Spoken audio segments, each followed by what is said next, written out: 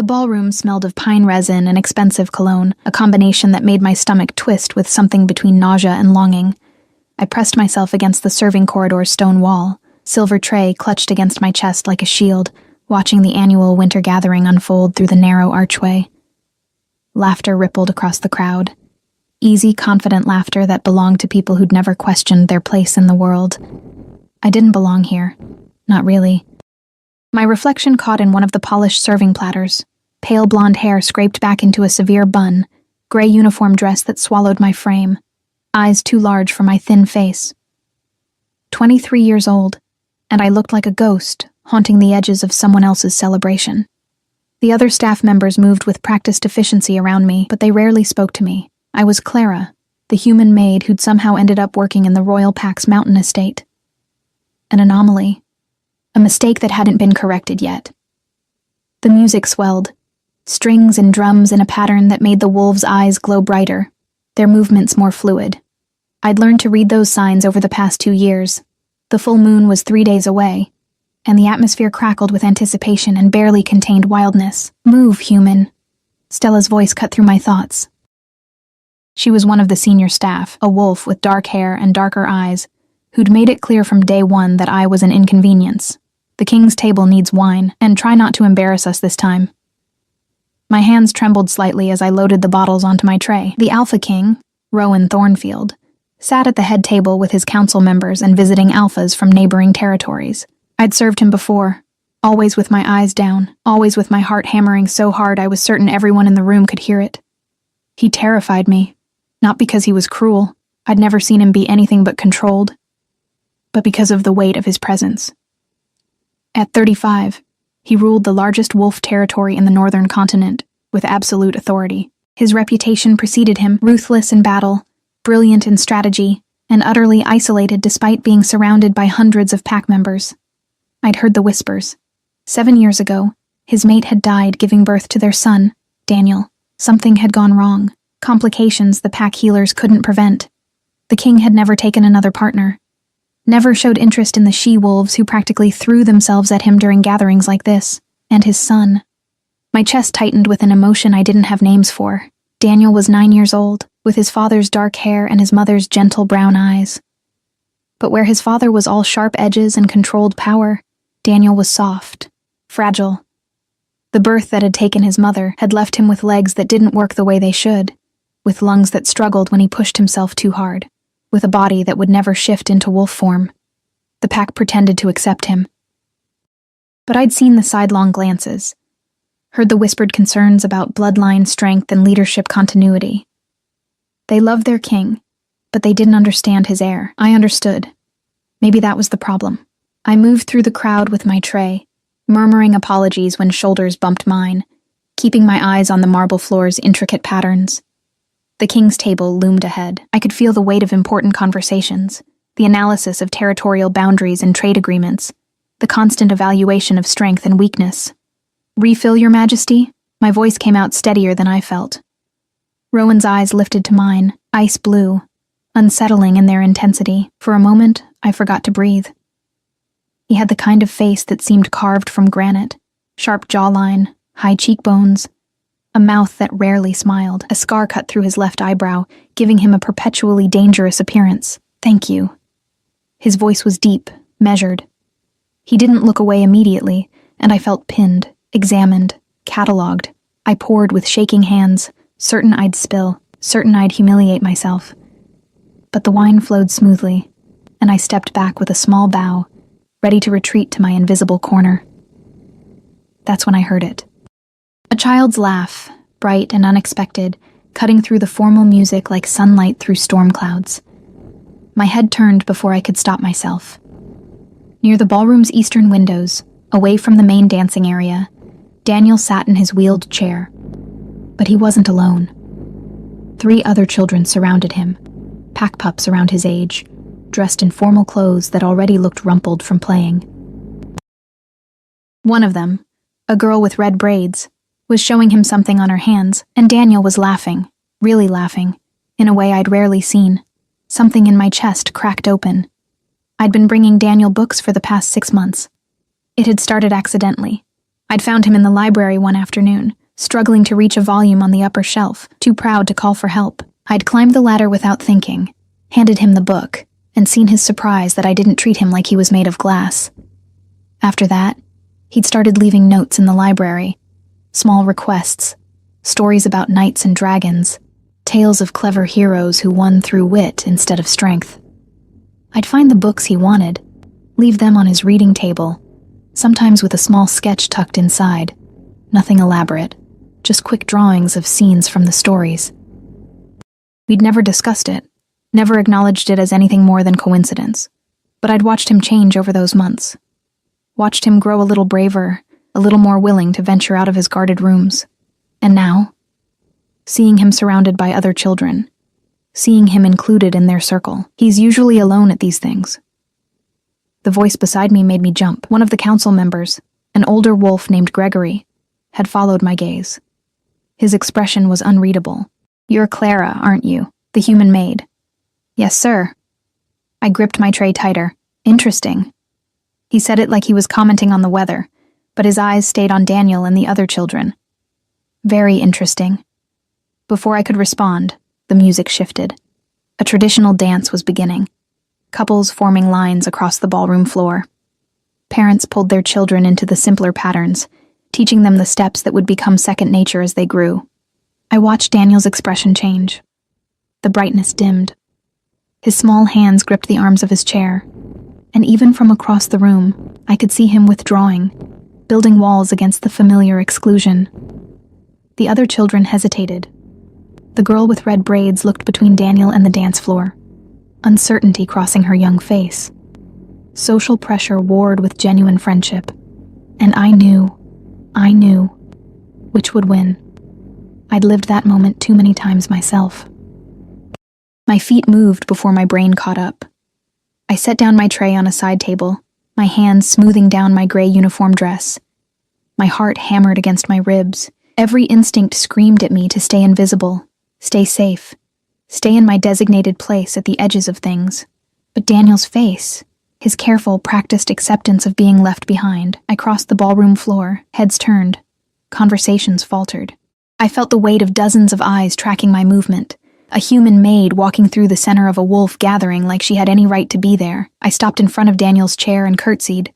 Something I'd learned from the formal training all staff received. "Would you do me the honor of a dance, young sir?"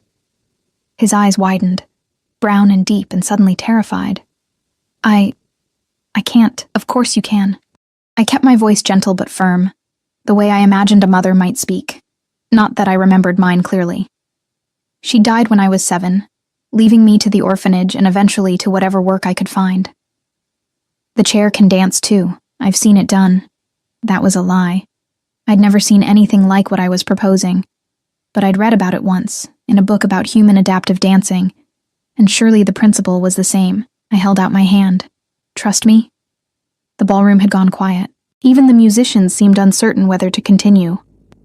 I could feel the Alpha King's gaze burning into my back, could sense the scandalized shock rippling through the crowd. A human, touching the air, drawing attention to his limitations instead of politely ignoring them. But Daniel's small hand slipped into mine. His fingers were thin, trembling slightly. I squeezed gently and stepped to the side of his chair, placing his hand on the chair's arm in a formal dance position, then rested my own hand lightly on his shoulder. "The chair moves, and I'll move with you," I whispered. "You lead. Show me where to go." The musicians, bless them, began playing again, a slower version of the dance tune, something we could manage. Daniel pushed the wheels tentatively, and I stepped in time, matching his rhythm. We weren't graceful. We weren't smooth. But we were moving together, and the concentration on his face shifted from fear to focus to something that might have been joy. The other children watched for a moment, then the girl with red braids grabbed the hand of the boy next to her. "Come on, we can make a circle." And suddenly we weren't alone, 4 children weaving around us in a clumsy but enthusiastic pattern, their parents watching with expressions ranging from surprise to approval. I guided Daniel through a turn, keeping my movement simple, letting him set the pace. His laugh bubbled up again, bright and free, and something in my chest that had been locked tight for years began to loosen. We made it through the entire dance, When the music ended, the ballroom erupted in applause. Not the polite, obligatory kind, but genuine appreciation. Daniel's face flushed with pleasure and pride. I curtsied again, this time to him. "Thank you for the dance, young sir." "You're an excellent lead, Clara." His voice was small but steady. "Thank you." I started to retreat, to fade back into my proper place. But a voice stopped me cold. "Miss Clara." The Alpha King's voice carried across the ballroom, cutting through the resumed conversations like a blade.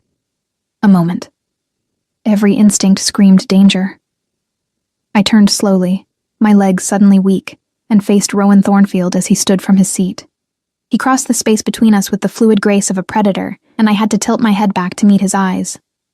This close, I could see the fine lines around them, the silver threading through his dark hair at the temples, the absolute control he maintained over every micro-expression. That was... He paused, and I realized with shock that he was searching for words. The Alpha King, legendary for his commanding presence and decisive leadership, seemed momentarily at a loss. "That was kind of you." "He deserved to dance," I said, then immediately regretted speaking so directly. "Your Majesty, I apologize if I overstepped." "You didn't." His gaze moved to where Daniel was now surrounded by the other children, all of them chattering excitedly about the dance. When Rowan looked back at me, something had shifted in his expression. A crack in the granite, revealing something raw and unguarded beneath. You saw him. Not his limitations, not his chair. Him. My throat tightened. "He's easy to see, Your Majesty, once you look." The words hung between us, weighted with meaning I hadn't intended. Around us, the gathering had resumed its normal flow, but I felt suspended in this moment, caught in the ice-blue intensity of the Alpha King's attention. "What's your full name?" he asked. "Clara Whitmore, Your Majesty. How long have you worked here, Clara Whitmore?" 2 years, Your Majesty." His jaw tightened almost imperceptibly. 2 years? 2 years of Daniel being in this house, and no one else had thought to dance with him. No one else had seen past the chair to the child who simply wanted to be included. "I'd like you to join Daniel's personal staff," Rowan said, and the world tilted. He should have someone." Again, that unusual hesitation.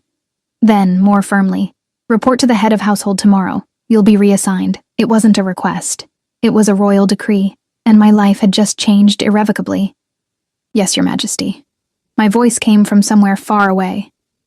He nodded once, a sharp, decisive movement, then returned to his table.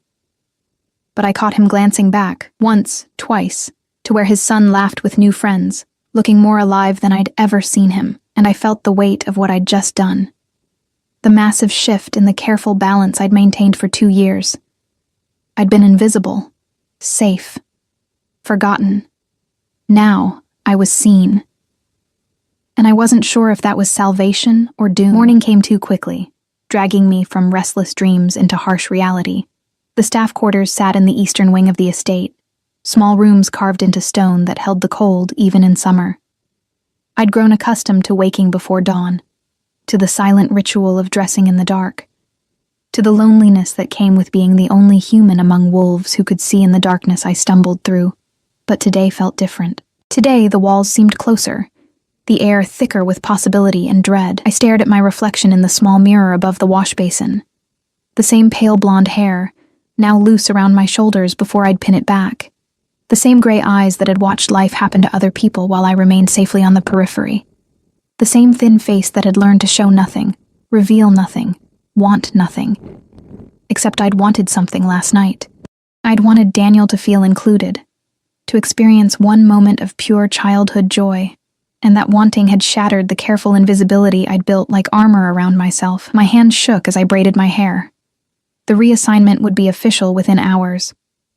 I'd moved from general staff to personal attendant to the heir, a position that carried status I'd never sought and scrutiny I'd spent 2 years avoiding. The other servants already resented my presence. This promotion would only deepen their hostility. And the Alpha King, the way he'd looked at me, like he was seeing something he hadn't expected to find. I pushed the thought away. Dangerous. Too dangerous to examine. The head of household. a stern she-wolf named Margaret with silver streaking her dark hair, found me in the main kitchen an hour later. The morning meal preparation was in full swing. Bread baking, meat searing, the organized chaos of feeding a royal household and its dozens of staff members. Clara Whitmore. Margaret's voice cut through the noise. With me, now. The kitchen fell silent. I felt every pair of eyes tracking me as I followed Margaret into the hallway, my heart hammering so hard I thought it might crack my ribs. She led me to her office, a small room lined with schedules and inventory lists. Smelling of old paper and lavender sachets, she didn't sit. Instead, she stood behind her desk like a general preparing for battle, her amber eyes fixed on me with an intensity that made my skin prickle. Do you understand what you've done? Her voice was quiet, controlled, which somehow made it more terrifying than if she'd shouted. I danced with Daniel, ma'am. The Alpha King seemed pleased. The Alpha King is a father who hasn't seen his son smile genuinely in years. Margaret's words were precise, surgical. That doesn't mean the pack is pleased. That doesn't mean the council is pleased. You've put yourself in an impossible position, girl.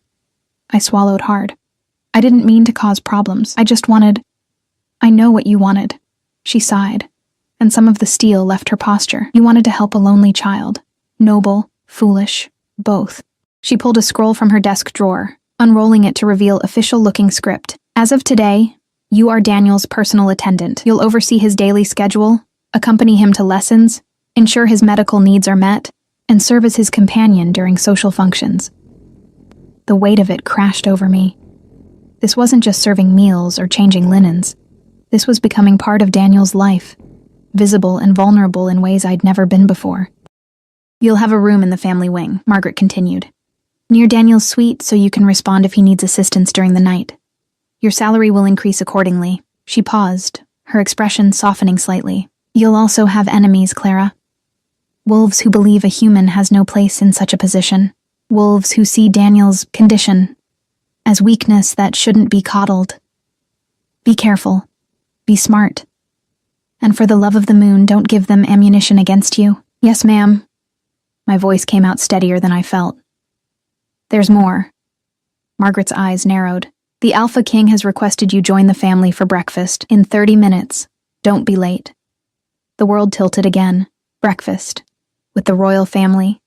With Rowan Thornfield and his son and whoever else occupied that rarefied space at the top of pack hierarchy. I made it back to my small room, changed into a fresh uniform. Still gray, still plain, but at least clean, and tried to calm my racing heart. Through the narrow window, I could see the mountain forest stretching endlessly, pine trees heavy with yesterday's snow. Somewhere out there, beyond the estate's walls, was the human village where I'd grown up. 20 miles might as well have been 1,000. I'd left that world behind when I'd accepted this position, desperate for steady work and shelter. Now I was stepping into a world even further removed from anything I understood. The family dining room was smaller than I'd expected, though small was relative in a royal estate. Windows lined the eastern wall, flooding the space with morning light.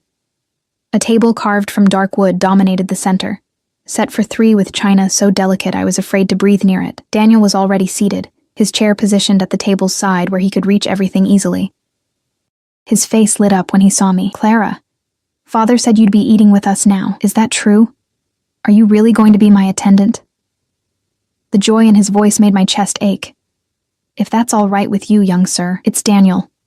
He grinned, and I saw his father in that expression. The ghost of what Rowan might look like if he ever let himself be unguarded. Just Daniel. We're going to be together all the time now, right? So we should use proper names. Then you should call me Clara. I moved to the seat Margaret had indicated, between Daniel and the head of the table, where I assumed the Alpha King would sit. Good morning. Rowan's voice came from the doorway, and my spine straightened automatically. He entered with the same controlled grace I remembered from last night, but morning light softened some of his sharp edges. He wore simple clothes, dark shirt and pants that probably cost more than I'd earn in a year, but nothing ostentatious. His eyes found mine immediately, held for a beat too long, then moved to his son. Did you sleep well, Daniel? Yes. I dreamed about dancing. Clara, did you know that in the old days, before chairs had wheels, Dancers would carry their partners? I read about it in one of the books you left me. Do you think we could try that sometime? Not carrying. I know I'm too heavy, but maybe... Daniel. Rowan's voice held gentle amusement. Let Clara sit before you plan your next performance. I slid into my chair, hyper-aware of every movement. Staff began bringing food, warm bread, eggs prepared 3 different ways, roasted vegetables, fresh fruit that must have cost a fortune this time of year. The scents were overwhelming after years of eating simple staff meals in the kitchen. I wanted to discuss Daniel's routine, Rowan said, addressing me directly while serving his son before himself. A small gesture that surprised me. He has lessons with tutors 4 mornings a week. History, mathematics, literature, pack law. In the afternoons, there's physical therapy with the healers, though I suspect he finds ways to avoid it when possible. Daniel looked guilty, confirming his father's suspicion. I also want him to have time outdoors, Rowan continued. Fresh air, exercise appropriate to his abilities. He spends too much time in the library. The library is interesting, Daniel protested. There are books about everything. Clara understands. She's the one who brings me the good ones. Rowan's gaze sharpened on me. You've been selecting Daniel's reading material? He leaves requests. Notes about topics he's curious about. I just help him find the books. My hands twisted in my lap beneath the table. I didn't mean to overstep, Your Majesty. If you'd prefer... I prefer, Rowan interrupted quietly, that my son has someone who pays attention to his interests, rather than trying to force him into a predetermined mold. Something moved behind his eyes. Pain, maybe. Or regret. Continue doing exactly what you've been doing. The meal progressed with surprising ease. Daniel chattered about the books he was reading, about the children from last night who'd promised to visit him today, about 100 small things that painted a picture of a bright, curious mind, trapped in a body that limited him in ways that seemed profoundly unfair. Rowan listened with the same intense focus I remembered from last night, asking questions that showed he knew more about his son's interests than Daniel probably realized. But I also noticed the tension in his shoulders, the way his eyes would drift to the windows as if checking for threats, the careful control he maintained even in this intimate setting. He was lonely. The realization hit me with startling clarity. This powerful man, surrounded by pack and council and subjects, was profoundly alone. He had his son, yes, but what adult company did he keep? Who did he speak to without the weight of his crown and his responsibilities coloring every word? Clara? Daniel's voice pulled me from my thoughts. Are you all right? You looked sad. I'm fine. I forced a smile.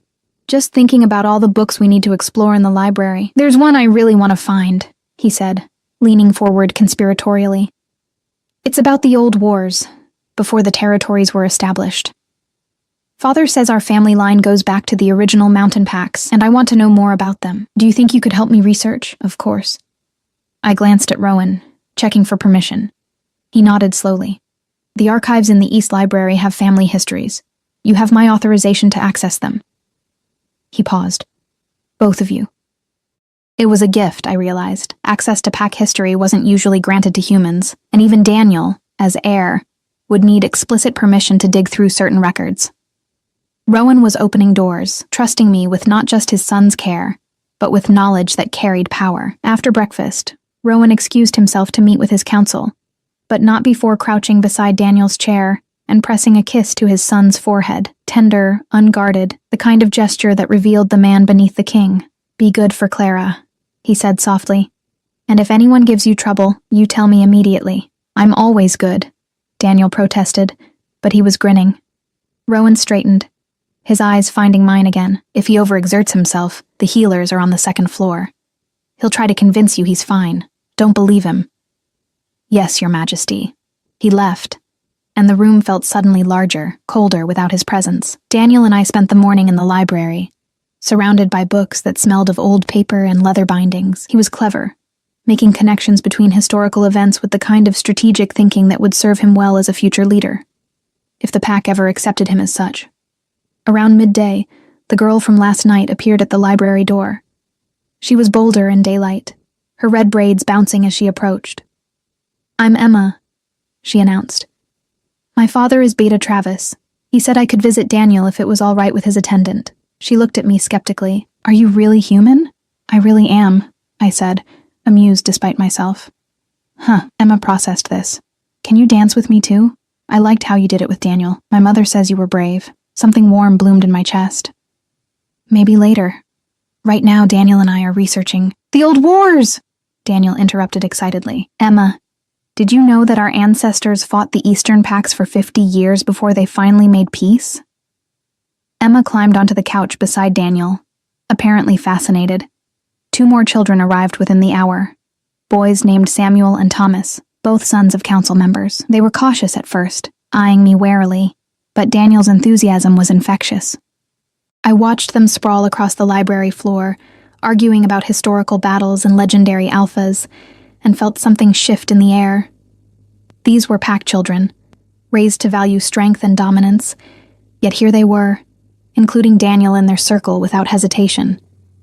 Maybe last night had changed more than just my position. Maybe it had changed how people saw Daniel too. The afternoon brought physical therapy, which Daniel tried valiantly to avoid until I reminded him that warriors needed strong arms, even if their legs didn't cooperate. The healer, a kind older wolf named Ruth, praised his progress and shot me a grateful look when Daniel actually completed his exercises without complaint. You're good for him, she said quietly as we left. He's been more engaged this past week than in months. Whatever you're doing, keep doing it. Evening came too fast. I helped Daniel prepare for bed, a routine that felt both intimate and terrifying in its trust. He asked me to read to him, so I chose a story about a clever fox who outwitted a pack of wolves, and watched his eyelids grow heavy. Clara? His voice was sleepy, young in a way he rarely let himself be. Will you still be here tomorrow? I'll be here every day, I promised, as long as you want me. Forever then. He smiled, already drifting. You're my friend. Friends stay forever. I left him sleeping and returned to my new room. Larger than my old one, with a real window and furniture that didn't creak, but I couldn't settle. Restless energy drove me to the window, where I watched the moon rise over the mountain forest. A knock at my door made me jump. I opened it to find Rowan Thornfield standing in the hallway, still dressed but looking tired in a way that went bone deep. Your Majesty. I started to curtsy, but he waved it away. I wanted to thank you, he said quietly, for today. For seeing him. He's easy to see.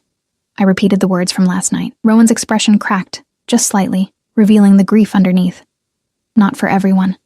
Not even for me sometimes. I look at him and I see, he stopped himself. It doesn't matter. You see the wife you lost, I said softly, speaking without thinking. You see what that loss cost him. It's hard to separate the pain from the person. His eyes widened slightly. No one probably talked to the Alpha King this way. Direct, unfiltered, human. I'm sorry, I added quickly. I shouldn't have. You should have. He leaned against the doorframe, and for a moment he looked his age, worn down by responsibility and loss, and the weight of leading alone. Everyone else is too afraid to tell me the truth. They say what they think I want to hear. I don't know what you want to hear, I admitted. No. A ghost of a smile touched his lips. I don't suppose you do. That's refreshing.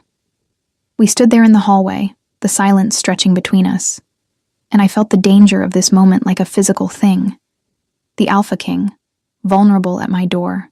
Me, a human who had no business seeing him as anything other than an authority figure to fear and obey.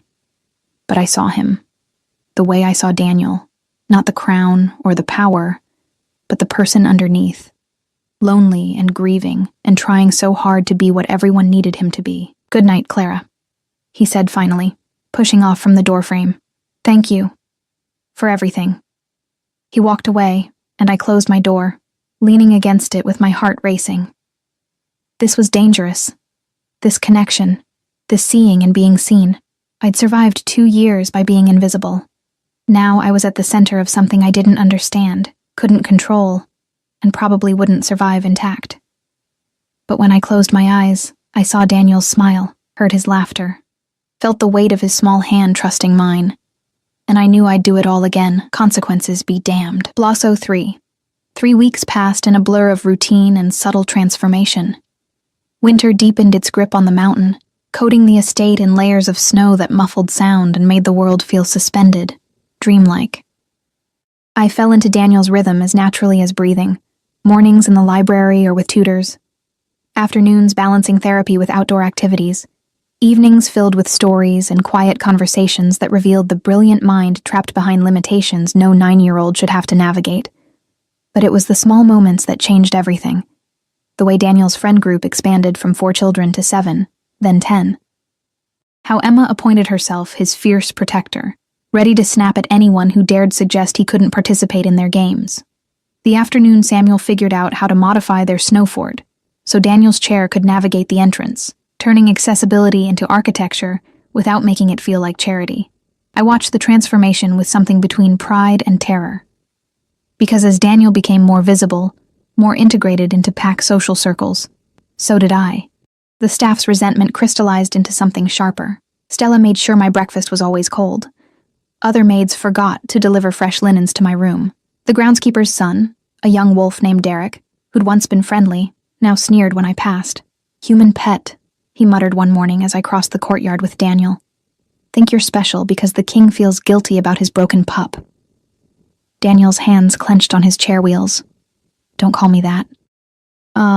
What else should I call it?" Derek's smile was cruel. "You can't shift, can't hunt, can't even walk properly. Your father keeps you around out of obligation, not love." I stepped between them before I could think better of it. "That's enough." Derek laughed. "Going to protect him, human? You're weaker than he is." He was right, objectively. Any wolf could overpower me without effort. But I held my ground, meeting his eyes with every ounce of courage I could manufacture. "Strength isn't just physical. Your cruelty shows weakness, not power." For a moment, I thought he might actually attack. His eyes flashed amber, his shoulders tensing with barely controlled aggression. Then a low growl rumbled from the estate entrance. Rowan stood in the doorway, and the temperature seemed to drop 10 degrees. He didn't shout. Didn't need to. The alpha command rolled off him in waves, making Derek drop to one knee immediately, head bowed in submission. "Apologize," Rowan said quietly. "To both of them." "I'm sorry, Your Majesty. I'm sorry, Daniel." Derek's voice shook. He didn't apologize to me, but I hadn't expected him to. "Leave." Rowan's voice was ice. "And if I hear of you speaking to either of them again, you'll find yourself patrolling the northern border for the next 5 years. Understood?" Derek fled. Rowan approached us, his expression softening as he looked at Daniel. "Are you all right?" "I'm fine." Daniel's voice was small. The confidence from moments ago evaporated. It's not the first time someone said things like that. The pain that crossed Rowan's face was visceral. He knelt beside the chair, bringing himself to eye level with his son. "I know. And I'm sorry. I wish I could change how some people think, but I can't force understanding or compassion." He glanced at me. "That has to be chosen, like Clara chose to see you for who you are." "Clara always sees me," Daniel said simply. "That's why she's my best friend." Something shifted in Rowan's expression. Surprise, perhaps, or recognition. His eyes met mine over his son's head. And in that moment, I felt the weight of responsibility settle more firmly on my shoulders. I wasn't just Daniel's attendant. I was becoming his anchor in a world that constantly questioned his worth. "Go inside," Rowan said gently to Daniel. "I believe Ruth is waiting for you." Daniel wheeled away, and suddenly I was alone with the Alpha King in the snow-covered courtyard. The silence stretched between us, heavy with unspoken things. "Thank you," Rowan said finally, "for defending him. I didn't do anything." My breath formed clouds in the cold air. "I can't actually protect him from wolves like Derek. You stood between them anyway." His gaze was intense, searching. "That takes a different kind of courage than physical strength." I shifted uncomfortably. "He's a child. He deserves to feel safe." "Yes." Rowan's jaw tightened. "He does. And he deserves a life where his chair doesn't define every interaction, where people see his mind and his heart before they see his limitations." He paused. "You give him that. I don't know how, but you do." The vulnerability in his voice undid something in me. "You give him that too, Your Majesty. He talks about you constantly, how you listen to his theories about pack history, how you take him to the observatory to watch the stars even though it's a difficult climb, How you never make him feel less than he is. Rowan looked away, but not before I saw the emotion flash across his face. I'm his father. That's my job. Plenty of fathers fail at it, I said quietly. Especially when it's hard, when their children don't fit the mold they expected. He's not broken, Rowan said fiercely suddenly. His body works differently, but he's not broken. He's brilliant, and kind, and braver than most of the warriors in my guard. Why can't they see that? Because they're afraid, I answered, surprising myself with the honesty. They're afraid that if they acknowledge his worth despite his differences, they'll have to question all the other assumptions they've built their world on. It's easier to dismiss him than to expand their understanding of what strength looks like. Rowan stared at me for a long moment, snowflakes catching in his dark hair, making him look almost otherworldly. How did you get so wise, Clara Whitmore? I'm not wise. I wrapped my arms around myself against the cold. I'm just familiar with being dismissed. It makes you pay attention differently. He stepped closer, and my heart hammered against my ribs. You've been dismissed? I'm human in a wolf estate, Your Majesty. I've been dismissed since the day I arrived. Not by me. His voice was low, rough.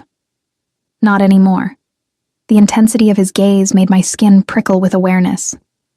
This was dangerous territory, the Alpha King standing too close, looking at me like I was something precious instead of insignificant, like I mattered beyond my utility as Daniel's caretaker. I should go check on Daniel, I said, stepping back, make sure he's actually attending his therapy session. Rowan let me retreat, but I felt his eyes following me all the way to the estate doors. That evening, Margaret summoned me to her office. I went with dread pooling in my stomach, certain Derek's family had complained, certain I'd finally crossed a line that would get me dismissed. Instead, I found her sitting with 3 other senior staff members, the head healer, the estate manager, and the captain of the household guard. Sit, Margaret commanded, gesturing to an empty chair. I sat, my hands folded in my lap to hide their trembling. We've been observing you, Margaret said without preamble. Your integration into the family wing, your influence on young Daniel, your interactions with His Majesty. My stomach dropped. I haven't done anything inappropriate, I swear. We know. The head healer, Ruth, interrupted gently. That's not what this is about. What we're seeing is positive change. Daniel is thriving in ways we haven't witnessed since his mother's passing. The Alpha King is... She exchanged glances with the others. More present, more engaged, less isolated in his grief. We're also seeing resistance, the guard captain added.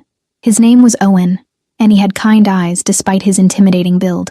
From pack members who believe humans don't belong in positions of influence.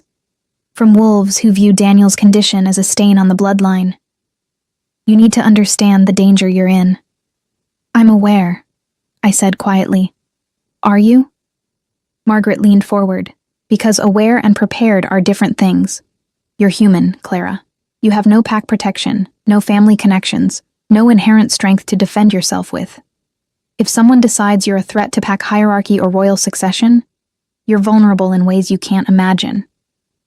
Fear coiled in my chest, but I forced myself to meet her eyes. What are you suggesting I do? Be careful, Owen said. Don't go anywhere alone after dark. Stay in populated areas of the estate. And if anyone threatens you directly, you report it immediately. We're not trying to scare you, Ruth added softly. We're trying to keep you safe, because Daniel needs you. And... She hesitated. The Alpha King needs you too, though he probably doesn't realize it yet.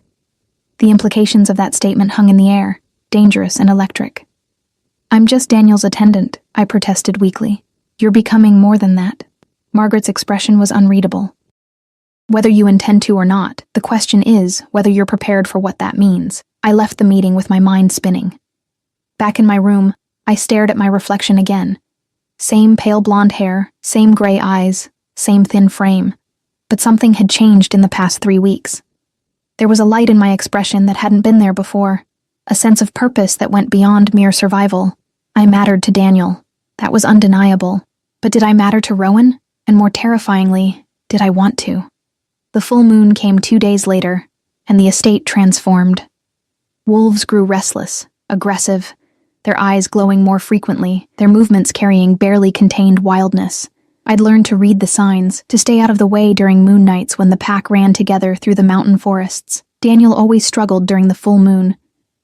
Unable to shift, unable to join the runs, he'd spend the nights alone in his room, listening to the howls echoing through the mountains, a constant reminder of everything his body couldn't do. I knocked on his door after dinner, carrying a stack of books and a small oil lamp.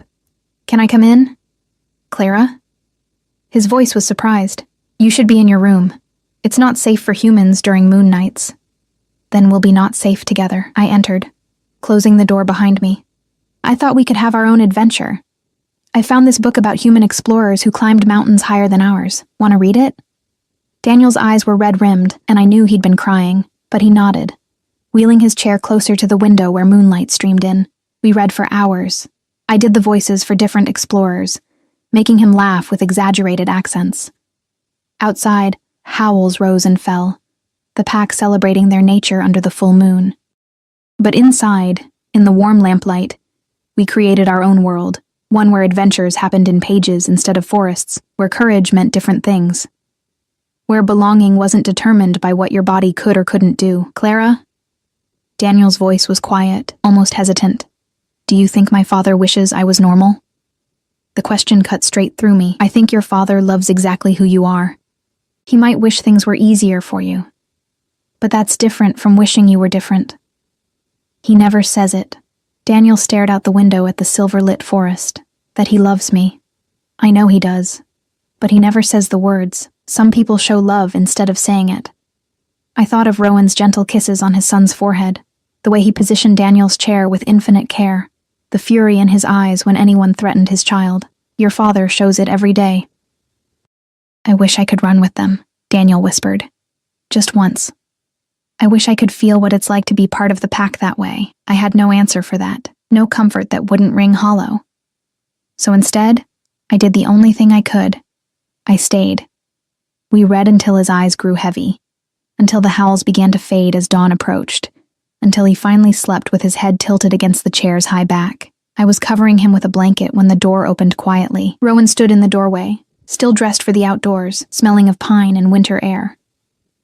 His eyes were still faintly glowing, the wolf close to the surface after the run. He looked wild, untamed, dangerous, and then his gaze found his sleeping son, and everything softened.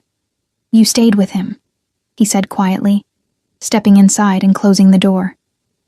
"He shouldn't be alone tonight." Rowan moved to Daniel's side, running a hand gently through his son's dark hair. "Thank you. The full moon is always hardest for him." "I know." I hesitated. He asked if you wish he was normal. Pain flashed across Rowan's face, sharp and deep. "What did you tell him? That you love him exactly as he is?" "I do." His voice broke slightly. "Moon above, I do. He's perfect. He's everything. I just wish..." He stopped himself, jaw clenching. "You wish the world was kinder," I finished softly. "That's not the same as wishing he was different." Rowan looked at me then, really looked, and something in his expression made my breath catch. "How do you always know the right thing to say?" "I don't.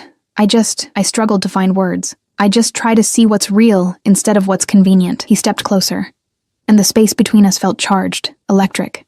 In the moonlight, with his eyes still carrying that otherworldly glow, he looked like something from the stories Daniel and I read, powerful, dangerous, beautiful, in a way that had nothing to do with symmetry and everything to do with presence. "You see me too," he said quietly. "Don't you?" My heart hammered. "Your Majesty." "Rowan." His voice was rough. "When we're like this, when it's just us, call me Rowan." It felt like crossing a threshold, acknowledging something that had been building between us in stolen glances and careful words. "Rowan," I whispered, testing the name. He reached up slowly, giving me time to retreat, and tucked a loose strand of blonde hair behind my ear. His fingers were gentle despite their strength, and I felt the touch like a brand. "You're changing everything," he said. "You know that, don't you?" "I'm just trying to help Daniel. It's more than that." His hand lingered near my face. "You're changing him. Changing me. Changing how I see the world." He paused, conflict warring in his expression. "I don't know if that's dangerous or salvation. Maybe both," I breathed.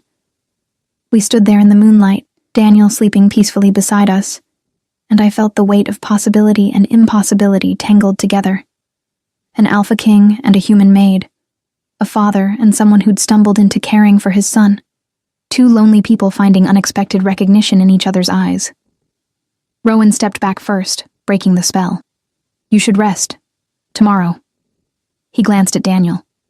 Tomorrow is the council meeting. They're discussing succession plans.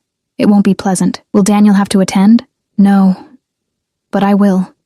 And I'll be fighting for him. As I always do. Weariness crept into his voice.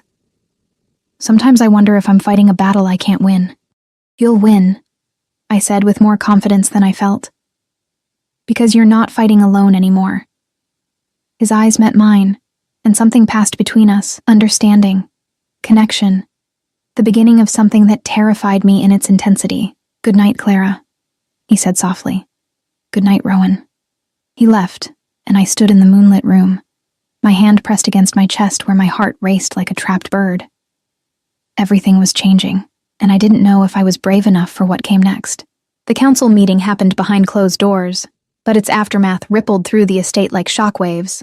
I heard about it from whispers in hallways, from Margaret's tight-lipped expression, from the way Rowan emerged from his office hours later looking like he'd aged a decade. Daniel sensed the tension immediately. Children always did. Especially brilliant ones like him, who'd learned to read the currents of adult emotion for survival. Something happened, he said, as we sat in the library 3 days after the full moon. His hands rested on a book about ancient pack structures, but his eyes were distant. People are looking at me differently again. And Father has been quiet. I chose my words carefully. Your father has a lot of responsibilities. Sometimes that weighs on him. It's about me, isn't it? Daniel's voice was small but steady.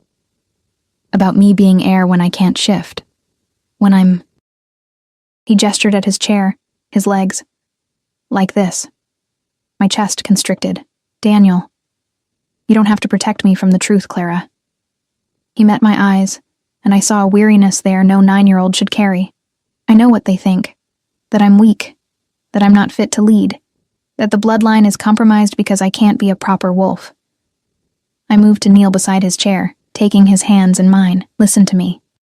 Being fit to lead has nothing to do with shifting or walking or any physical capability. It's about intelligence, compassion, strategic thinking, and the courage to make hard choices. You have all of those qualities. The people who can't see that are the ones who are limited, not you.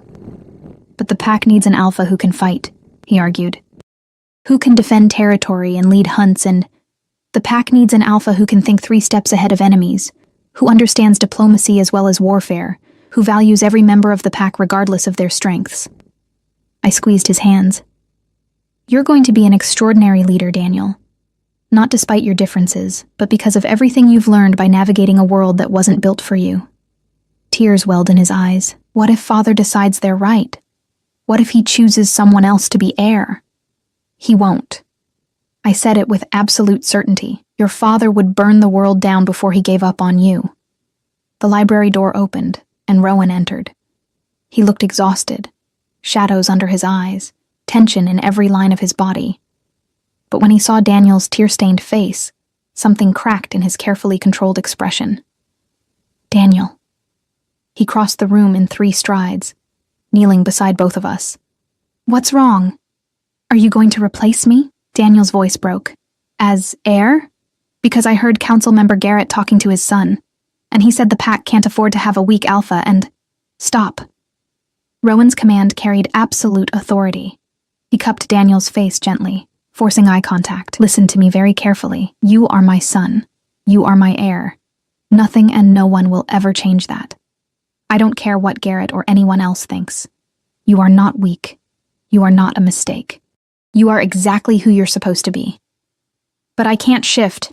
So what? Rowan's voice was fierce now. Some of the greatest leaders in pack history couldn't shift. There was Alpha Helena of the coastal territories who was born without the ability but ruled for 40 years of unprecedented peace. Alpha Marcus of the eastern mountains who lost his wolf in battle but led his pack to victory through strategic brilliance alone. Shifting doesn't make a leader, character does. And you, Daniel, have more character than most wolves I've known for decades. Daniel threw his arms around his father's neck, sobbing. Rowan held him tight, one hand cradling the back of his head, whispering reassurances I couldn't quite hear. I started to stand, to give them privacy, but Rowan's eyes caught mine. "Stay," he mouthed. So I stayed, watching this powerful alpha comfort his son, watching vulnerability and love override every political consideration. And I understood then, with crystal clarity, that Rowan would sacrifice everything. His crown, his pack, his own life, before he'd betray Daniel. Eventually, Daniel's sobs quieted. Rowan pulled back, wiping his son's tears with his thumbs. "The council wants me to name an alternative heir," Rowan said, his tone measured. "Just as a precaution, they claim. Someone from one of the major bloodlines who could step in if needed." My stomach dropped. "You refused." "I told them to go to hell." A grim smile touched his lips. "In slightly more diplomatic terms, but the message was clear. Daniel is my heir, and anyone who has a problem with that can challenge me for the alpha position directly." "Did anyone accept?" I asked, dreading the answer. "No, they're not that stupid." Rowan's expression darkened, but it's exposed a division in the pack I've been trying to ignore. About a third of the council supports Daniel unconditionally. Another third is openly opposed. The rest are waiting to see which way the wind blows. "What happens now?" Daniel asked, his voice still shaky. "Now we prove them wrong." Rowan stood, his hand remaining on Daniel's shoulder. "We show them exactly what kind of leader you're going to be, and we do it together." The next weeks were a masterclass in political maneuvering. Rowan began including Daniel in council meetings, positioning him as an observer who could learn statecraft. It was a brilliant move, forcing the council to interact with Daniel as a future alpha, rather than a child to be dismissed. I attended as Daniel's attendant, sitting quietly in the corner while territorial disputes were debated, trade agreements negotiated, and pack law interpreted. I watched Daniel absorb everything, his brilliant mind cataloging information, making connections that even seasoned council members missed. "The northern border dispute," Daniel said during one particularly tense meeting, his young voice cutting through adult arguments. "Isn't it really about water access? Both packs are claiming the forest, but the river is what they actually need." The room fell silent. Councilmember Garrett, the one who'd questioned Daniel's fitness, looked irritated. "That's an oversimplification, is it?" Daniel wheeled himself closer to the territorial map spread across the table. "The Eastern Pack's main water source dried up last summer. The Western Pack's population has grown, straining their resources. They both need reliable water, but they're framing it as a territorial issue because that's how pack disputes are traditionally structured." He traced the river with one finger. "If we mediate a water-sharing agreement instead of trying to enforce traditional boundaries, both packs get what they actually need without conflict." The silence stretched. Then Beta Owen, one of Rowan's oldest advisors, laughed. A surprised, genuine sound. "The boy's right. We've been so focused on the territory itself that we missed the actual resource conflict." "He's 9 years old," Garrett protested. "What does he know about?" "More than you, apparently." Rowan's tone was cutting. "Daniel, draft a proposal for the water-sharing agreement. Owen will help you with the legal language. We'll present it to both packs next week." Daniel's face lit up with pride and purpose. And I saw in that moment exactly what Rowan was doing. He wasn't just defending his son's position. He was proving Daniel's capability in ways that couldn't be dismissed or ignored, but not everyone was convinced. I started noticing shadows at the edges of things. Conversations that stopped when I entered rooms. Wolves watching Daniel with expressions that ranged from skepticism to outright hostility. The division Rowan had mentioned wasn't healing. If anything, it was deepening. Emma noticed it too. She'd become a permanent fixture in Daniel's life, fiercely protective in the way only a child could be. One afternoon, she arrived at the library with blood on her knuckles and fury in her eyes. "Emma!" I grabbed a cloth, cleaning her hands. "What happened?" Timothy's older brother said Daniel was a burden on the pack. Her voice shook with anger. "Said humans like you were corrupting proper pack values. Said the Alpha King was weak for not choosing a better heir. So I punched him." Daniel looked torn between horror and admiration. "Emma, you can't just hit people." "Why not? They're being awful." She glared at me as if daring me to contradict her. "Daniel's the smartest person I know. He helped my father figure out that trade dispute with the Southern Pack. He's always kind to everyone, even people who are mean to him. If they can't see how good he is, they're the stupid ones." I pulled her into a hug. "This fierce little wolf who'd decided Daniel was worth fighting for. You're a good friend. But violence isn't going to change their minds. Then what will? Emma demanded. I didn't have an answer, because I was beginning to suspect that some minds couldn't be changed, that prejudice ran too deep, and fear of change was too powerful. That night, Margaret summoned me again. But this time, her office held only one other person, Rowan. My heart stuttered. Your Majesty. Sit, Clara. His voice was weary. We need to talk about your safety. I sat slowly, dread pooling in my stomach. What's happened? There's been talk, Margaret said carefully. Among the pack members who oppose Daniel's position as heir, they see you as a symbol of everything wrong with the current situation. A human with unprecedented access to the royal family, influencing the Alpha King's decisions, coddling the heir. I'm not influencing anything, I protested. I'm just caring for Daniel. You're doing far more than that. Rowan leaned forward, his eyes intense. You've changed how people interact with him. You've shown him possibilities beyond what I could teach him alone. You've become... He hesitated. Important. To him, to me.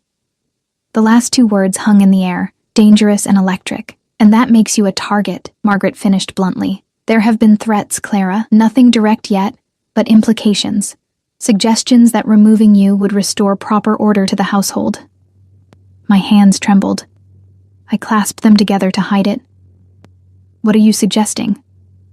That you be careful, Rowan said, his voice tight with controlled emotion. That you don't go anywhere alone. That you tell me immediately if anyone threatens you. He paused. Or that you leave. Go somewhere safe. Away from pack politics and danger. Leave. The word felt like a physical blow. Leave Daniel? To keep you safe. His eyes held mine. If something happened to you because of your association with us, I wouldn't. No. I stood abruptly, surprising myself with the vehemence. I'm not leaving. Daniel needs me. And I swallowed. He's my family now. I need him too. The first real family I've had since my mother died. Clara. Rowan started to stand. I know I'm human. I know I'm vulnerable. I know every day here is a risk. My voice shook, but held firm. But Daniel has spent his whole life being told he doesn't belong, that he's not enough, that he's somehow wrong. I won't abandon him and prove those voices right. I won't teach him that people leave when things get hard. Rowan was standing now, close enough that I could feel the heat radiating from him. You're incredibly brave, and incredibly foolish. Maybe. I met his eyes. But I'm staying. Something shifted in his expression. Relief, admiration, and something deeper that made my breath catch. Then we protect you. Owen will assign guards. You'll have an escort whenever you leave the family wing. And if anyone threatens you, they'll answer to me personally. And that'll just make the resentment worse, I pointed out. I don't care. His voice was fierce, absolute. Let them resent. Let them challenge me if they dare, but I won't lose. He stopped himself, jaw clenching. I won't let them hurt you. The unspoken words hung between us. I won't lose you. The way he'd lost his mate, the way he feared losing everything that mattered. Margaret cleared her throat, reminding us she was still in the room. I'll make the arrangements for security. Clara, please don't make this harder than it needs to be. Accept the protection. I nodded, not trusting my voice. Rowan walked me back to my room, silent but present. At my door, he stopped, his hand hovering near my arm, but not quite touching. Thank you, he said quietly. For staying. For being brave enough to stay. Daniel's worth it, I said. So are you. The words were soft, almost inaudible, but I heard them. Felt them sink into my chest like seeds that might grow into something beautiful or terrible. He left before I could respond, and I entered my room with my heart racing and my mind spinning. Everything was escalating. The political tension, the danger, the connection between Rowan and me that defied logic and hierarchy, and every rule I'd learned about knowing your place in the world. I'd survived 2 years by being invisible. Now I was at the center of a conflict I barely understood, holding on to a child who needed me, and falling for a man I had no right to want. And I knew, with terrible certainty, that the worst was yet to come. 2 days later, everything shattered.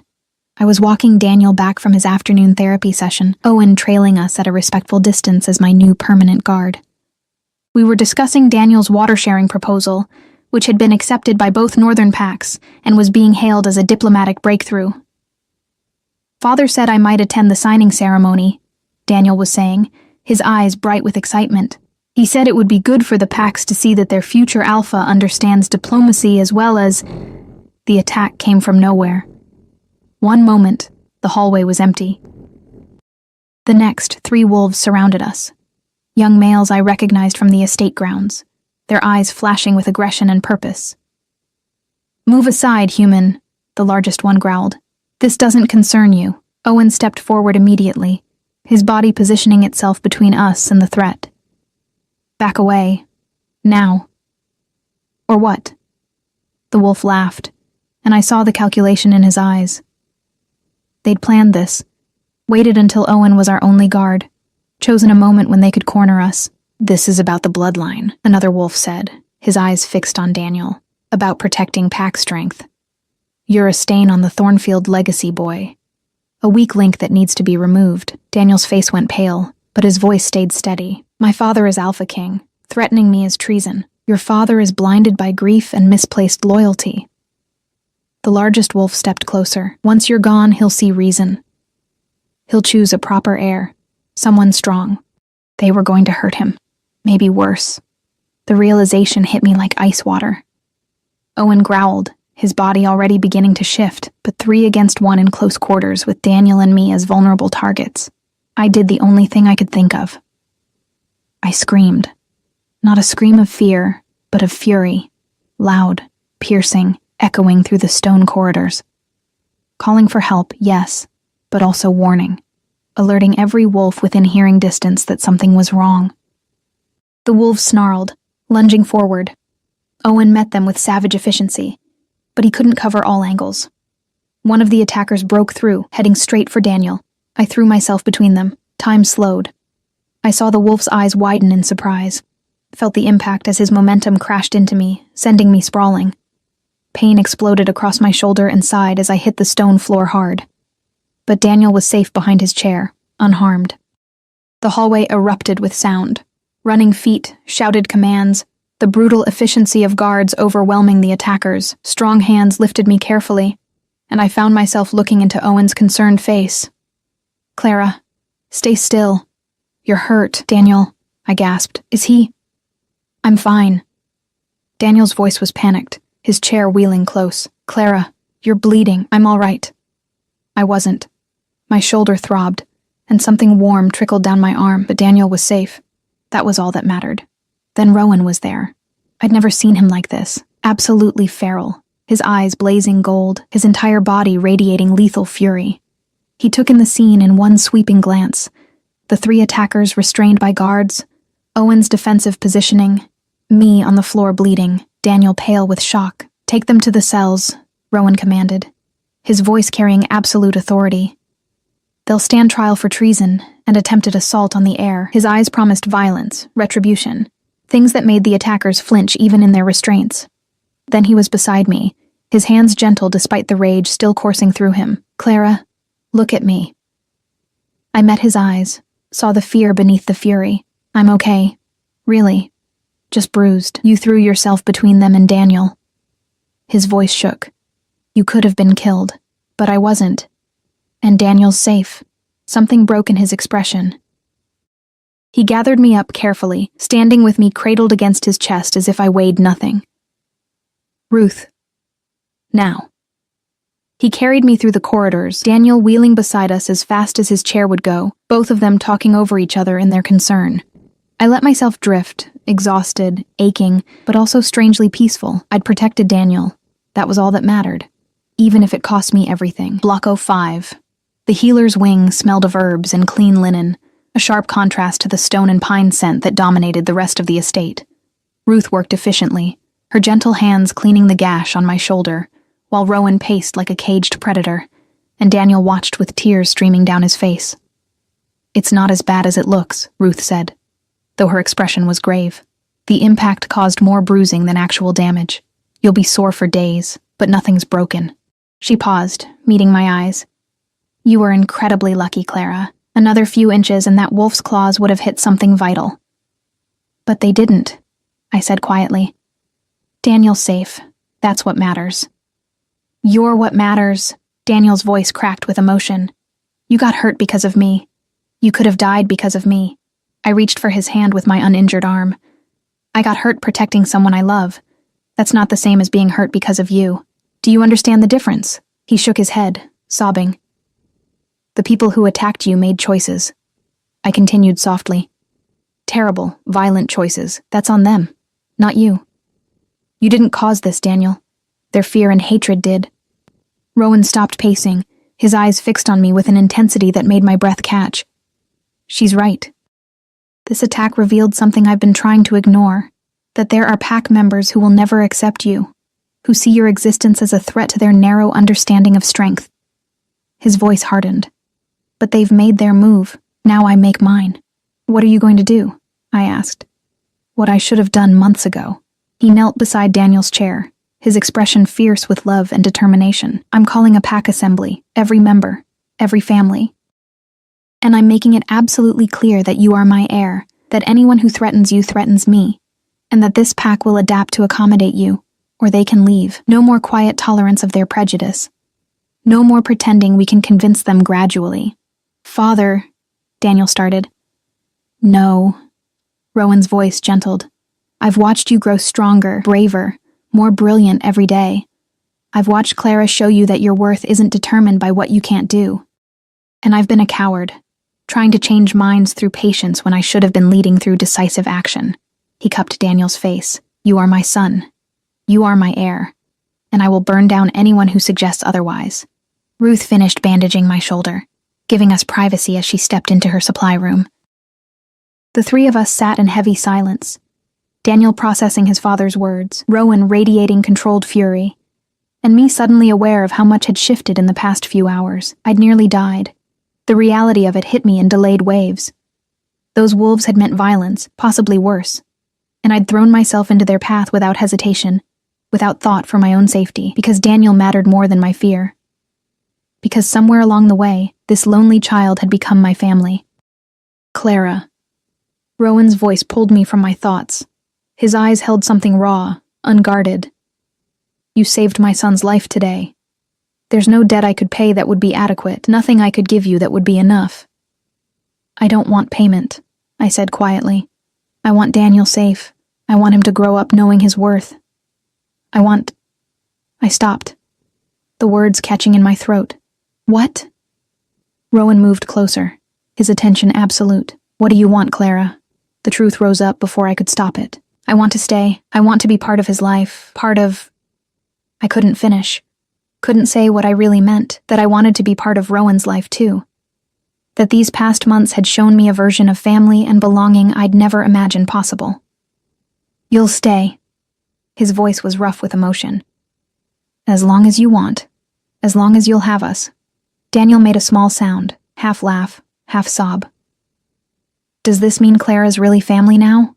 Like, officially? Rowan's eyes never left mine. If she'll have us. Yes. The words hung there, weighted with meaning beyond simple employment or even friendship. This was an offer of protection, of belonging, of a place in their lives that transcended every social barrier between us. Yes, I whispered. I'll stay.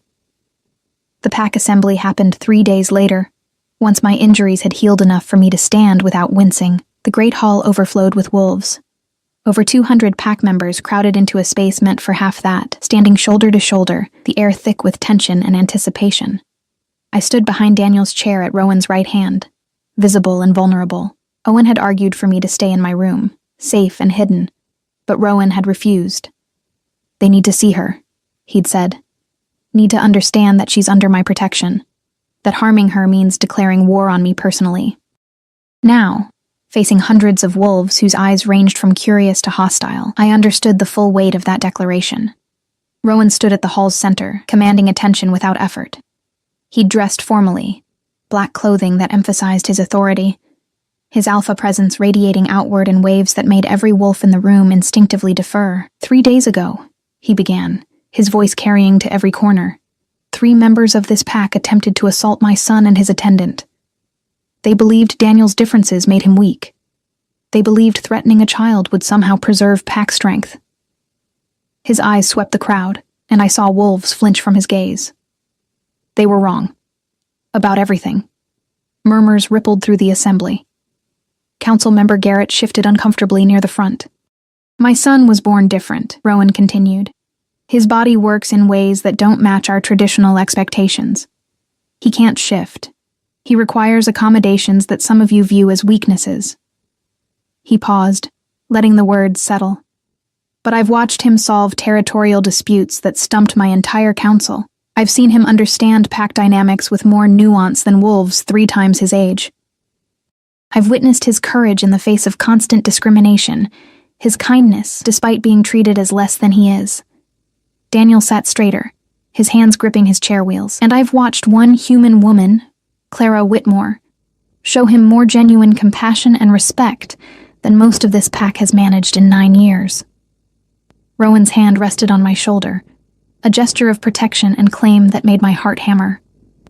She threw herself between attackers and my son, risked her life without hesitation, showed the kind of courage that has nothing to do with physical strength and everything to do with character. She's human, someone shouted from the back.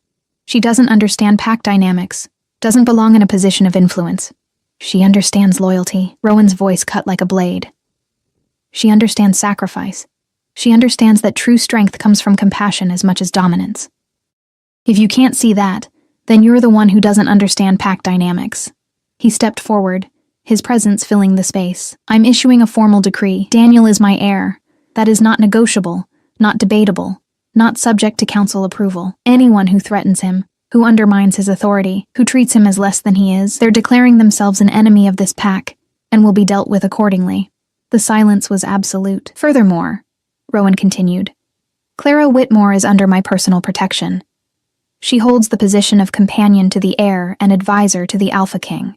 Harming her carries the same consequences as harming royal family. She is pack, regardless of her humanity.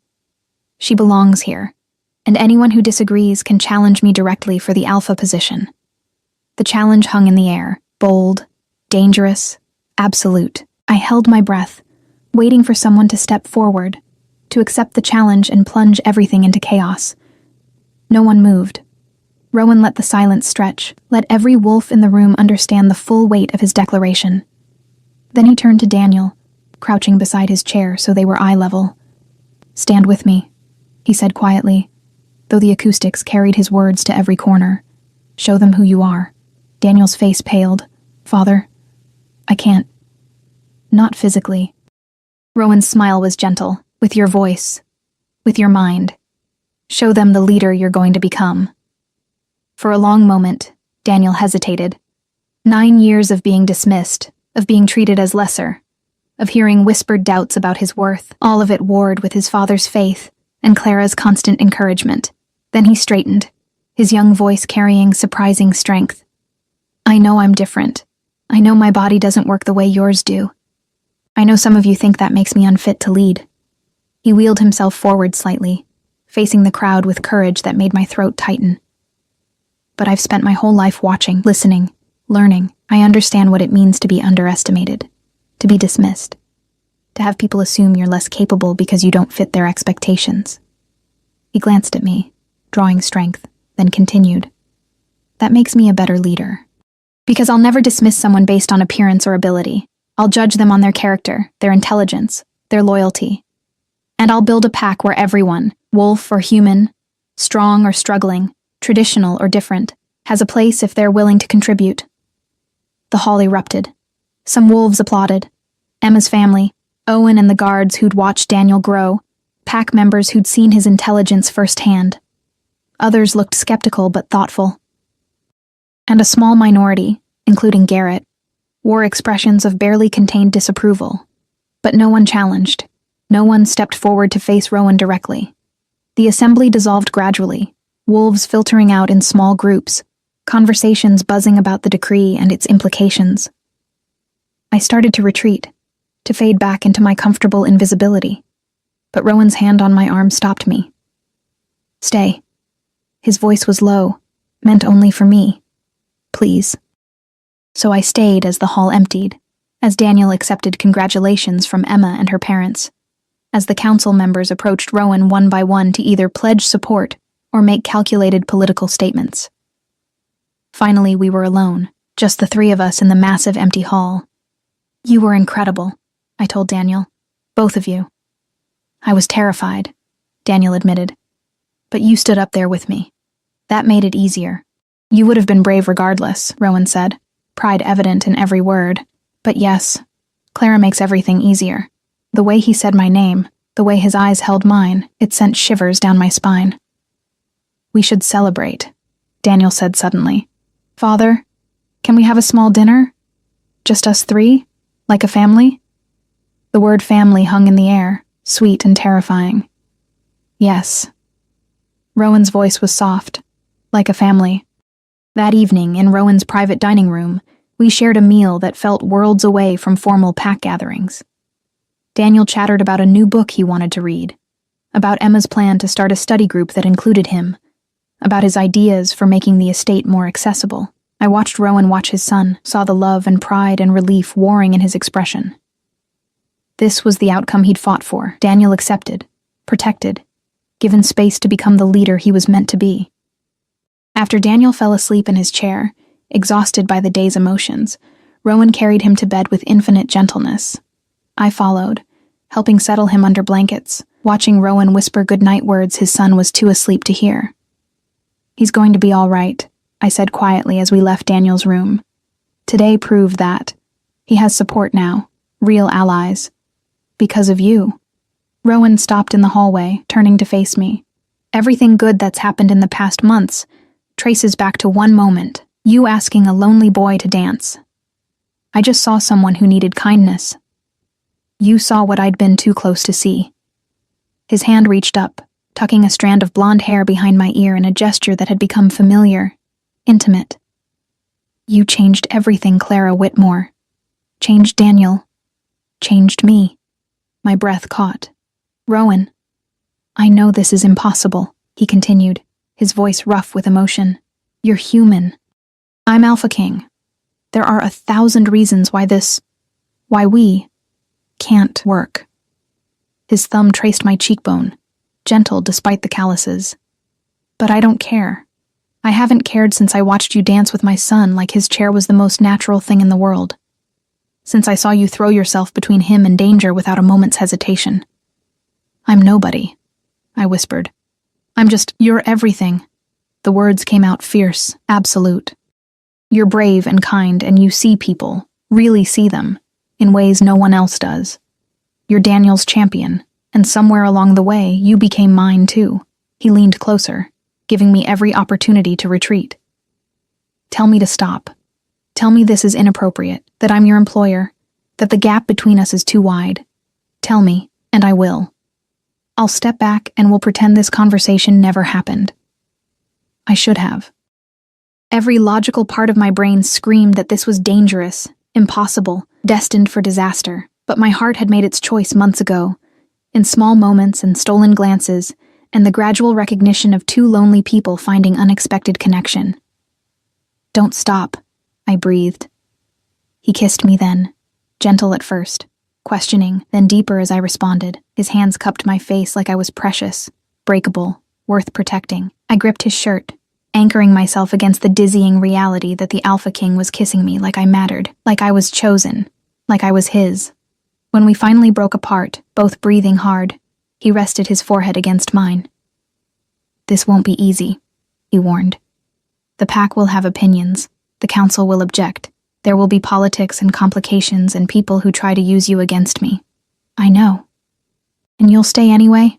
I pulled back enough to meet his eyes, ice blue and intense and full of an emotion that made my chest ache with its depth. I'll stay. For Daniel. For you. For this impossible family we're building. His smile transformed his face, making him look younger, less burdened. Then we'll face it together. All of it. 6 months later, the estate had transformed in small but significant ways. Ramps appeared alongside stairs.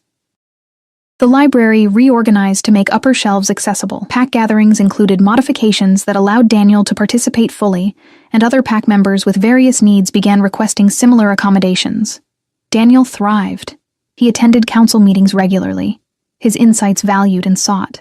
Emma and a core group of friends remained fiercely loyal, but their circle expanded as more children saw past the chair to the brilliant, kind boy within. And Rowan and I, we built something beautiful in the spaces between propriety and possibility. He courted me properly, walks through the mountain forest with guards trailing at a respectful distance, quiet dinners where we talked for hours, stolen moments in the library where he'd kiss me breathless before duty called him away. The pack adjusted gradually, some with genuine acceptance, others with calculated political positioning. I didn't care. I'd found something I'd never expected, a place where I belonged. People who valued me, love that defied every logical boundary. On a spring evening, with wildflowers blooming across the mountain meadows, and Daniel laughing with friends in the courtyard below, Rowan found me on our favorite balcony. "I have something for you," he said, pulling a small velvet box from his pocket. My heart stuttered. "Rowan, it's not what you think." His smile was slightly mischievous. "Not yet, anyway. I know we need more time. Need to navigate the politics carefully." He opened the box to reveal a ring. Simple silver with a small moonstone, but this is a promise that when the time is right, when we've built enough support, I'm going to ask you properly. I'm going to make you my mate, my queen, the mother Daniel already considers you to be. Tears blurred my vision. "Yes," I whispered. "Whenever you ask, the answer is yes." He slipped the ring onto my finger, then pulled me close, kissing me with the kind of reverence that made me feel cherished, claimed, home. Below, Daniel's laughter rang out, bright and free. Emma was teaching him some kind of game that involved wheeling fast in circles, and his joy was contagious, spreading through the group of children like sunshine. "Look at him," Rowan murmured against my hair, happy, confident, accepted. "You did that. We did that," I corrected. "All of us together." He tightened his arms around me, and I leaned into his warmth, watching the sun set over the mountains that had become home. I'd come to this estate as nobody, a human maid seeking survival, expecting nothing but work and isolation. I'd stumbled into a broken family, seen a lonely child who needed someone to truly see him, and somehow found the courage to step beyond invisibility, and in return, I'd gained everything. A son who called me family, a man who loved me despite every impossibility. A pack that was slowly, grudgingly, learning that strength came in many forms. The Alpha King had seen his maid let his disabled son lead a dance, and his life had changed. But mine had changed too. I was Clara Whitmore, no longer invisible, no longer insignificant, no longer alone. I was chosen. I was loved. I was home. And that was the most powerful magic of all.